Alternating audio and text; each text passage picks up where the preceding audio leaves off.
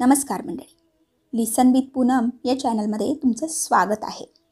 तर मंडळी, आज आपण या व्हिडिओमधून जाणून घेणार आहोत की मृत्यू का गरजेचा आहे। आपण याचं कारण एका कथेच्या रूपात जाणून घेणार आहोत। चला तर मग कथेला सुरुवात करूयात। तर मंडळी, मृत्यू येऊच नये असे प्रत्येकाला वाटते। समुद्र मंथनाच्या वेळी अमृत कलश निघाला। तो प्राशन करण्यासाठी, अमर होण्यासाठी देवदानवांमध्ये चढाओढ लागली होती। तिथे आपल्यासारख्या सर्वसामान्यांची काय कथा? मृत्यूचे भय वाटणे स्वाभाविक आहे, परंतु मृत्यू टाळणे अशक्य आहे। जन्म मृत्यू हा सृष्टीचा नियमच आहे। तो कोणालाही चुकलेला नाही, तो आवश्यकही आहे। अन्यथा माणसेच माणसाच्या जीवावर उठली असती। कशी? ते आता आपण एका कथेच्या रूपात पाहूयात। तर मंडळी, एका राजाने शहराबाहेर एका वृक्षाखाली बसलेल्या साधूला विचारले, साधू महाराज, मला अमर करू शकेल अशी दिव्य वनौषधी किंवा चांगले रसायन तुमच्याजवळ आहे का? साधू म्हणाला, हे राजा, हा समोरचा व त्या पलीकडील असे 2 पर्वत ओलांडून गेलास की तुला एक सरोवर लागेल। त्याचे पाणी तू पी, म्हणजे अमर होशील।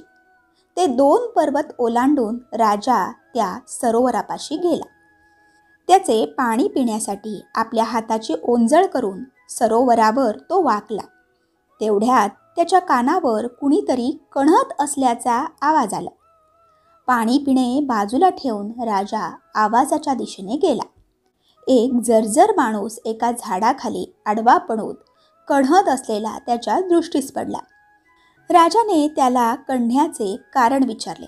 तो म्हणाला, या सरोवराचे पाणी प्यायल्यामुळे मला अमरत्व आले, परंतु वयाची 100 ओलांडताच माझ्या मुलाने मला घराबाहेर हकलून दिले। गेली 50 वर्षे मी या ठिकाणी पूर्णतः दुर्लक्षित अवस्थेत तळमळत पडलो आहे। आता माझी मुलं तर मेलीच, पण नातवंडेही मरायला टेकली असतील। हे बघावे लागू नये म्हणून गेली 5 वर्षे मी अन्न पाण्याचा त्याग केला आहे, तरीही मी मरत नाही। त्या वृद्धाची करुण कहाणी ऐकून राजा मनात म्हणाला, छे, नुसत्या अमरत्वाला काही अर्थ नाही। म्हातारपणाशिवाय जर अमरत्व मिळालं तरच त्यात मजा आहे। आपण त्याबद्दल साधूला माहिती विचारू। त्याने साधूकडे पर्याय मागितला। साधू म्हणाला, ज्या सरोवराकडे तू जाऊन आलास ना, त्याच्या पुढे असलेला डोंगर ओलांडून तू पलीकडे गेलास तर पिवळ्या जर्द फळांनी भरलेला एक वृक्ष तुला लागेल। त्या वृक्षाचे एक फळ तोडून तू खा, म्हणजे तुला म्हातारपणाशिवाय अमरत्व मिळेल। साधूच्या सांगण्याप्रमाणे राजा त्या वृक्षापाशी गेला। त्याने एक पिवळे धमक फळही काढले। आता तो ते फळ खायला सुरुवात करणार तोच जवळपास भांडण सुरू झाल्याचा आवाज कानावर पडला। एवढ्या दूर येऊन कोण भांडत असेल या विचाराने राजा त्या लोकांजवळ गेला। तिथे त्याला 4 तरुण आढळले। त्यातल्या एकाला राजाने भांडणाचे कारण विचारले। त्यावर तो म्हणाला, आता मी 250 वर्षाचा आहे, तरी माझ्या उजव्या बाजूला उभे असलेले 300 वर्षांचे माझे बाबा पूर्वापार मालमत्ता माझ्या स्वाधीन करत नाहीत। मग त्यांच्याशी भांडू नको तर काय करू? राजाने युवका इतक्याच तरुण दिसणाऱ्या दुसऱ्या युवकाला विचारले, तर तो म्हणाला, अहो, माझ्या उजव्या बाजूला उभे असलेले हे माझे 350 वर्षांचे वडील आहेत। ते मला संपत्ती देत नाहीत, तर मी तरी मुलाला संपत्ती कुठून देऊ सांगा? 350 वर्षाच्या तरुणाकडे राजाने प्रश्नार्थक दृष्टीने पाहिले असता तो म्हणाला, मी तरी संपत्ती कुठून देणार? ही चूक माझ्या वडिलांची आहे। ते आता 400 वर्षांचे आहेत। यावर राजा म्हणाला, पण एवढी संपत्ती असताना तुम्ही डोंगर दऱ्यांमध्ये का वास्तव्य करताय?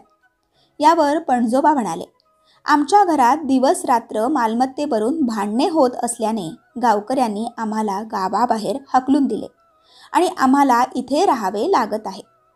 तो प्रकार पाहून राजा म्हणाला, म्हातारपणाशिवाय अमरत्व मिळाले तर तेही नकोच, कारण ते जास्त भयंकर आहे. राजा साधूजवळ परत आला आणि म्हणाला, तुम्ही मला मृत्यूचे महत्त्व पटवून दिलेत. मृत्यू आहे म्हणून जगात प्रेम आहे, अन्यथा माणसेच माणसांच्या जीवावर उठली असती. त्यावर साधू म्हणाला, मृत्यू टाळण्यापेक्षा मिळालेला दिवस आणि मिळालेला प्रत्येक क्षण भरभरून जगून घे. त्यातच खरा आनंद आहे आणि मृत्यूनंतर उत्तम गतीही आहे. स्वतः बदला, जग बदले. स्नान करताना नाम घेतले तर ते तीर्थस्नान होय. भोजन करताना नाम घेतले तर तो प्रसाद होय. चालताना नाम घेतले तर ती तीर्थयात्रा होय. स्वयंपाक करताना नाम घेतले तर तो महाप्रसाद होईल. झोपताना नाम घेतले तर ती ध्याननिद्रा होईल. काम करताना नाम घेतले तर ते कर्म भक्ती होईल. घरात नाम घेतले तर ते घर मंदिर होईल. हे लक्षात ठेवा. धन्यवाद. श्री स्वामी समर्थ.